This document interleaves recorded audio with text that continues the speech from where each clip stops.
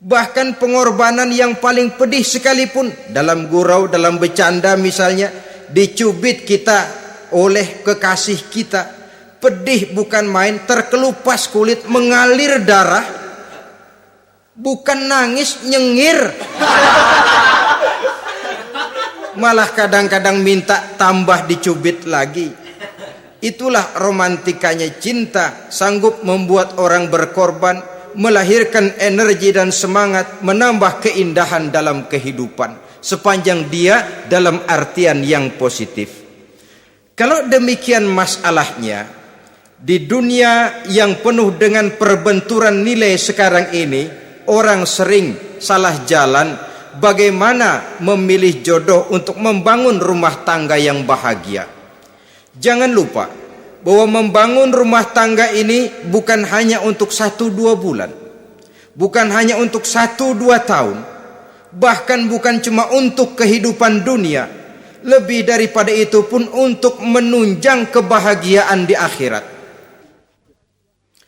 Oleh karenanya, memilih jodoh bukan satu hal yang mudah, bukan satu hal yang bisa dilaksanakan sambil lalu, tetapi memerlukan penelitian, memerlukan pengamatan yang mendalam. Apa petunjuk agama tentang itu? Dengan kata lain, bagaimana seharusnya seseorang memilih jodoh dalam kehidupannya? Ini tentu saja sumbangan moral buat adik-adik remaja dan para pemuda yang lagi kebingungan memilih jodoh, atau barangkali buat bapak-bapak yang kepengen nambah lagi.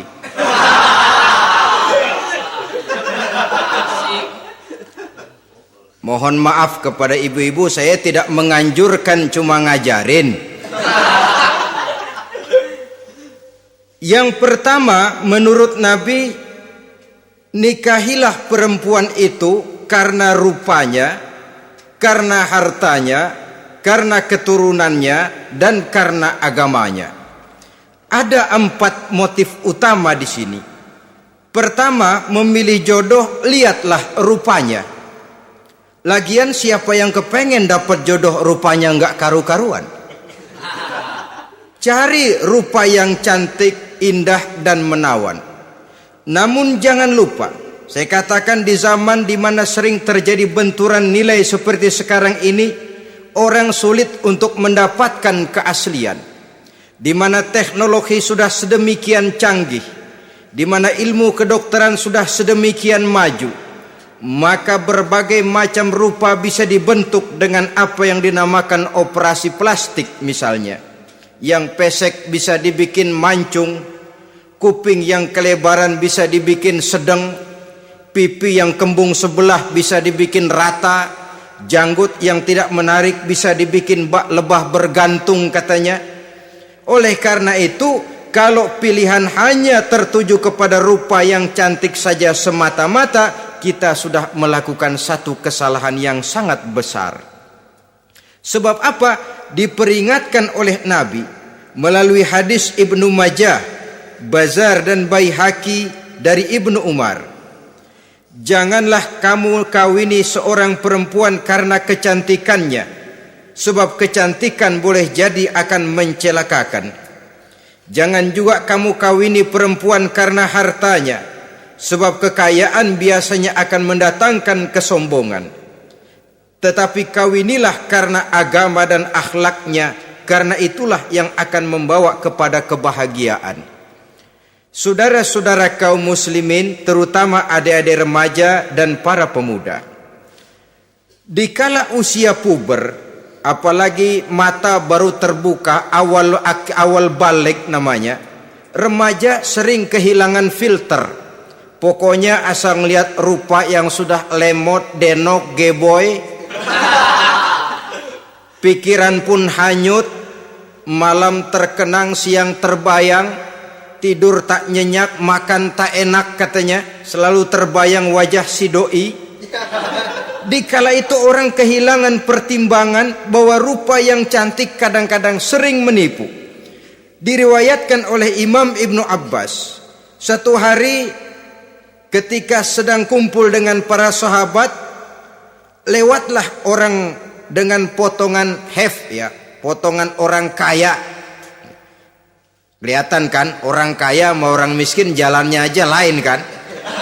Jalannya saja, jangan gaya hidupnya, jalannya saja lain. Liwat dia, Rasul bertanya kepada seorang sahabat, menurut pendapatmu bagaimana orang yang lewat itu? Kata sahabat, oh yang lewat ini ya Rasul, kalau dia meminang perempuan pasti diterima. Kalau dia menolong orang pasti berhasil. Kalau dia ngomong pasti didengerin. Kenapa? Orang kaya. Orang kaya ya Rasul.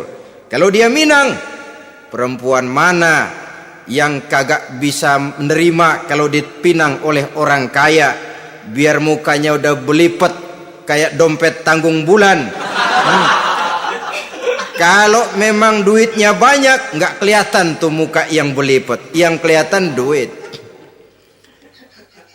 Kalau dia nolong orang, pasti berhasil apa yang dia tolong itu.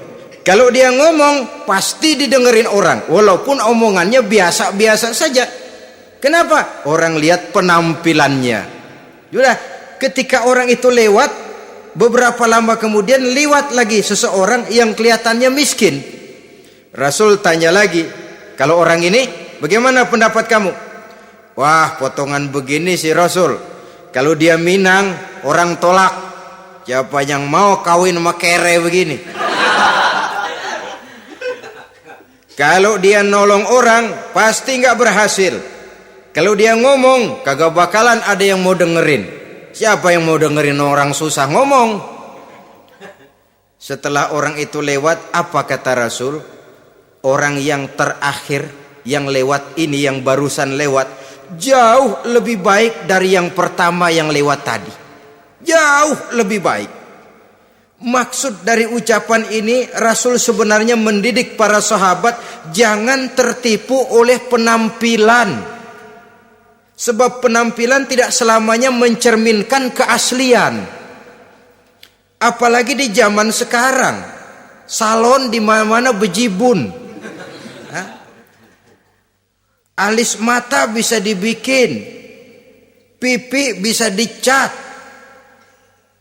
Yang pinggir kuning, yang tengah merah, di sebelah merah ada yang kehitam-hitaman, persis orang kepentok tiang listrik.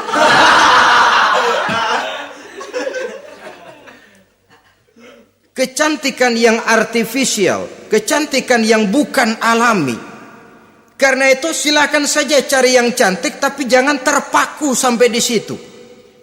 Sebab kecantikan di samping dia mudah berubah oleh pergeseran masa dan pertukaran waktu, ternyata penampilan tidak selamanya mencerminkan keaslian. Lain hari seorang sahabat pernah mengadu, "Ya Rasul, ada apa?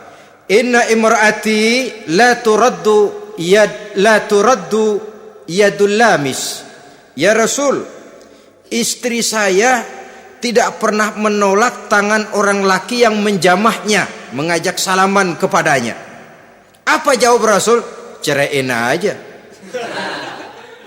Tapi hati saya berat ya Rasul, saya cinta betul sama dia. Ya kalau hatimu berat, jaga dia baik-baik. Nah, dari riwayat ringkas ini kita ambil satu perbandingan. Memang punya istri berwajah cantik itu kadang-kadang si malakama kalau imannya tidak kuat. Si malakama, kita diemin aja, binal, makan hati, nggak aman, nggak tentram. Jangan-jangan saya berangkat ke kantor dia ngompreng.